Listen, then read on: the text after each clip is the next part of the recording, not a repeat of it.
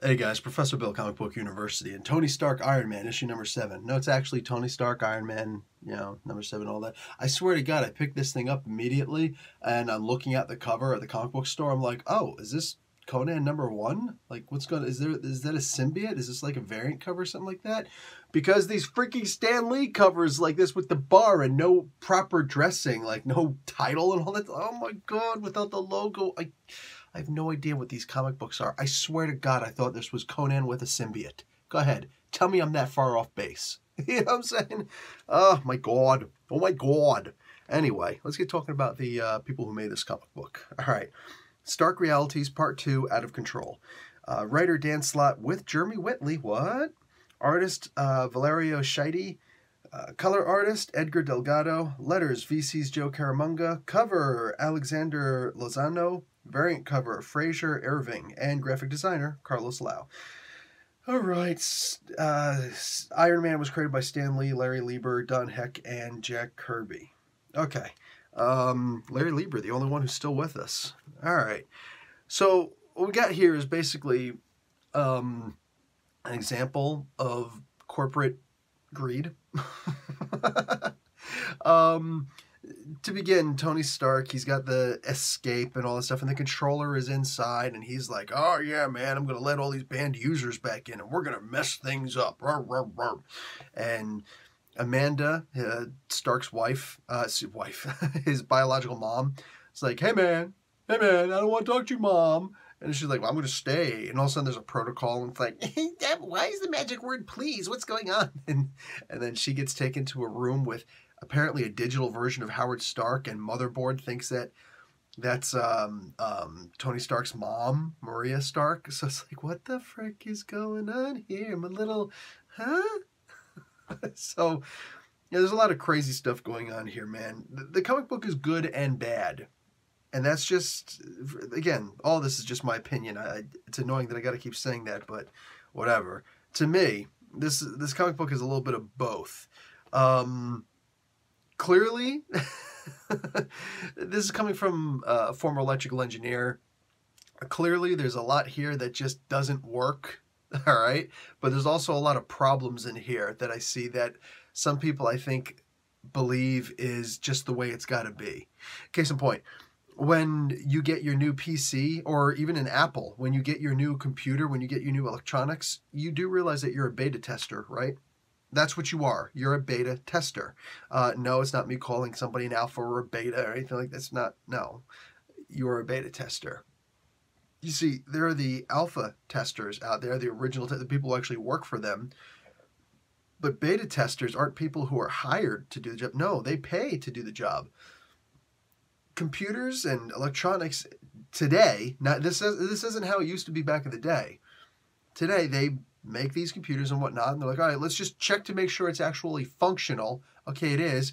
Put it out for sale. Because this isn't something where you can be hurt.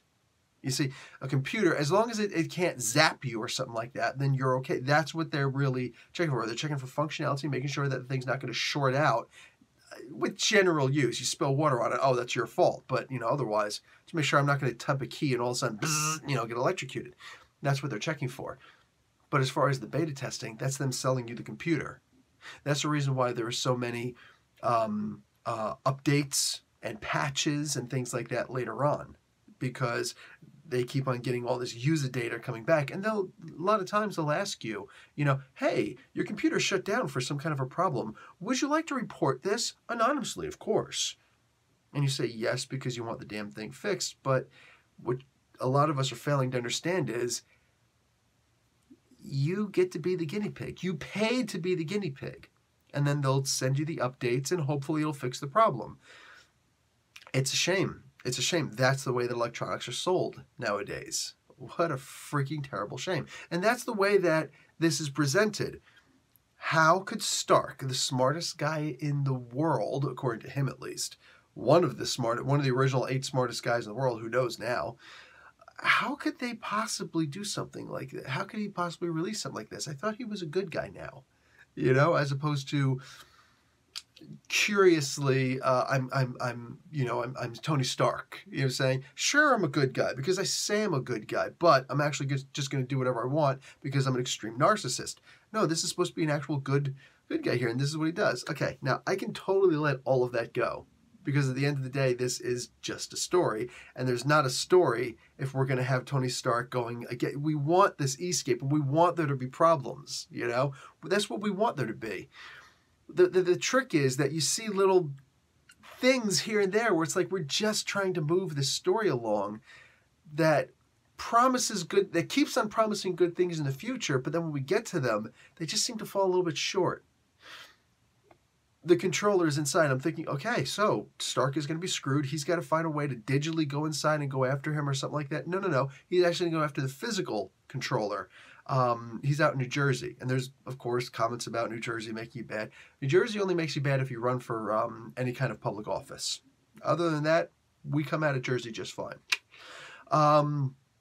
As far as the the rest of the controller aspect, he's got a button. The big red foil, mess up, whatever it says, mess up the controller's plans button. That was actually really funny. I genuinely laughed. Like I got my door closed so I don't wake my family. I genuinely laughed at that. That was great. The problem is all it does is shows location.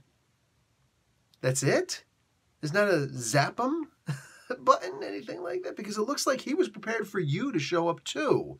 So Tony Stark, the master planner, the guy who's just smarter than everybody, he didn't see any of this coming? He didn't imagine use it like, you know what? I can't. I can't. As a guy who wrote test programs for the miniaturization of GPS that fits inside of everyone's phones today, yeah, you're welcome. No, I can't accept this. and maybe a guy like me writing Tony Stark would be boring. You know what I'm saying? Because I'd be too immersed in getting all the technical aspects right. Case in point, when, what do you call it? Machine Man is talking to the bartender about, she's the O's to my ones. That was really funny, but it's also binary. We haven't used binary since the turn of the century, really. I mean, we're 2 systems beyond that already. Like, what the frig? Like, look up hexadecimal and octadecimal, I think it's called. Oh my God. Like, we're so beyond binary. Nobody uses binary anymore. It's so outdated. Anyway. Don't even get me started on freaking quantum crypto technology because, oh my God. So it's supposed to be a book about the most prolific engineer there is, and unfortunately, I just don't get any of that. So as a guy who actually understands these fields, I'm embarrassed by how non-technical all of this stuff is. But unfortunately, it goes worse than that. It goes worse than that. Derez? I've never heard of the word derez, and I'm thinking this must be a video game comment. He said it's in the beginning of the book. He says, "Oh yeah, she derezed. My mom derezed." I was just like, she was res, because like I've played video games before. You know what I'm saying? I still try to get around to playing Red Dead Redemption 2. I really love that game. I just don't get around to it. And obviously, I still play Skyrim. My most recent podcast. Yeah, so I kind of know what that's supposed to mean. Like, I think, the resing. Oh, just go back and res. Go back to your res point, your resurrection point or something like that. Yeah, but then derez. What is derez? So I had to look it up. Apparently, it's a Daft Punk song. Okay, I'm old. I'm 43, so I still talk about heavy metal. That's one of my favorite conversations. I talk about old school hip hop, which nowadays is called rap. You know what I'm saying? But the old school hip hop, like freaking, NWA and Chuck D and Public Enemy and stuff like that. Like that's the kind of stuff that I like to talk about. I don't know what the hell derez means. I don't know what the hell Daft Punk is. You know what I'm saying? Like, is he really that popular? I don't know. Is Skrillex still popular? Like, working on your little iPhone and making noise like that? Like, is that still considered music today? I don't know. Because where I come from, all right, as silly as, like, I teach my son how to play an actual 6-string guitar. you know, where you actually have to know musical notes and scales, you know, so like, yeah, I don't know, man. That's just weird for me. So I don't.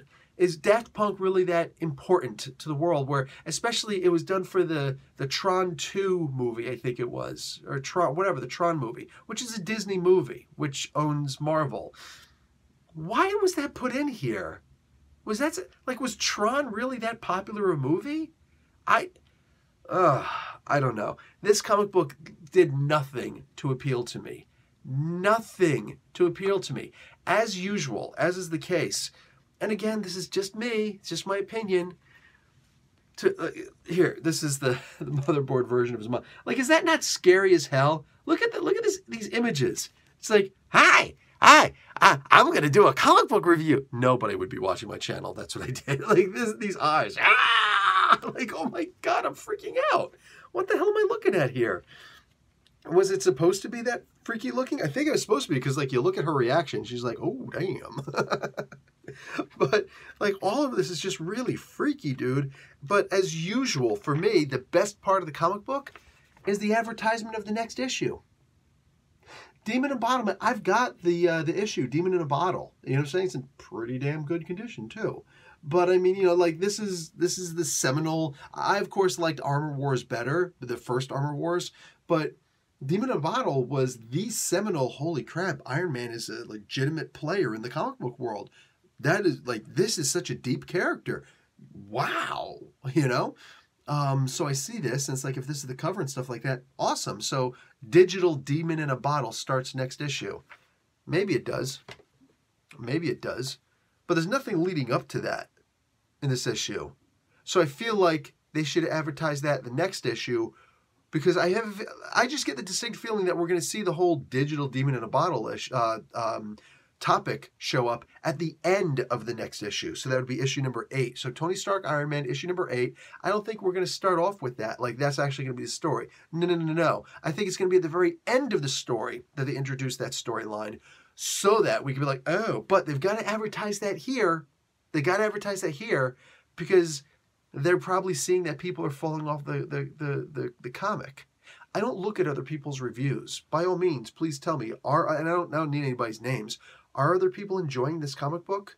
All right, and F, D, and C, because I don't care what him or any of those other comic skaters say. Forget that. Don't ever bring up a comic skater to me, because I'm just going to ignore that comment. You know what I'm saying? But like actual legitimate people who are in control of their emotions and have some level of emotional maturity, those people, do those people actually like this comic book? If so, cool, man. You know, then I'm a minority, and I'm okay with being a minority in that regard. What I'm seeing, though, is people advertising storylines before the storylines are really ready to be advertised. So they're advertising what's about to come, even though it's not what's actually coming. That's what's bothering me. I really hope that we get the Digital Demon in the Bottle sooner in the comic book than later. But like this, there was no setup for Digital Demon in the Bottle in this comic book. None whatsoever. So I don't know what they're talking about. Oh, coming soon. What does that mean? What does that mean anymore? Zero setup, but you're advertising something. And that's the thing. Like, I guess it took 7 issues for me to finally get it. That that's what they're doing. They're making me more excited to read the next issue than the actual issue is in reading. I don't enjoy being strung along like that. Anyway, just my opinion. All right, guys. Professor Bill, Comic Book University. Class dismissed.